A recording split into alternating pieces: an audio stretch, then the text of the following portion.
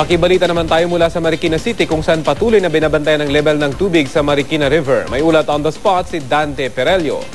Dante? Yes, Rafi, mahigpit niyang binabantayan ngayon ng mga otoridad ang Marikina River dahil sa mabilis na pagtaas ng level ng tubig rito dahil sa walang patid na pag-ulan. Ganap na 10:28 kaninang umaga nang tumunog ang second alarm, hudyat na kailangan na maghanda para sa posibleng evacuation.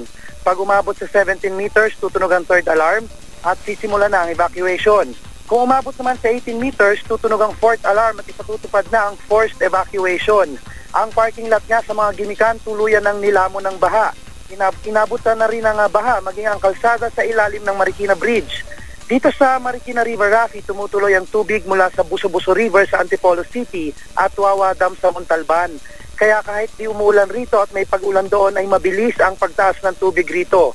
Ang mga taga-barangay Tumana naman na isa sa mga direktang apektado pag tumaas ang baha ay naghahanda na ng kanilang mga gamit sakaling simulan na nga ang evacuation.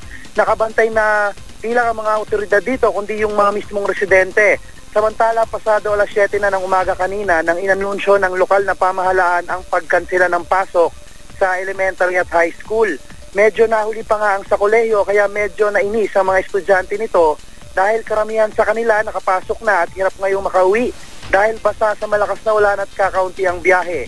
Samantala, Rafi, dumating na rito ang ilang bangka ng Marikina Rescue sa Marikina River para naman mag-antabay sakaling tumaas pa ang level ng tubig rito sa Marikina. At yan ang mainit na balita mula rito. Balik sa iyo, Rafi.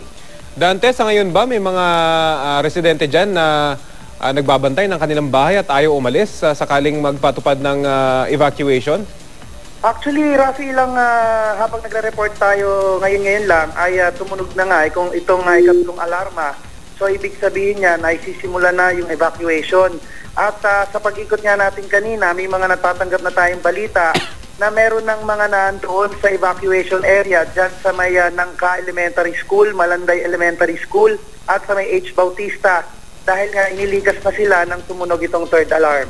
Okay, so linawin lang natin, kakatunog lamang ng third alarm. So nasa third alarm na ngayon ang Marikina. So ibig sabihin ay evacuation na sa mga mabababang lugar dyan sa Marikina, Dante. Tama, Rafi, partikular doon sa bahagi ng Malanday at Barangay Tumana. Yan kasi yung yung dalawa sa mga barangay na direktang apektado tuwing tumataas itong Marikina River. Kaya ongoing na ngayon yung ginagawang evacuation dyan.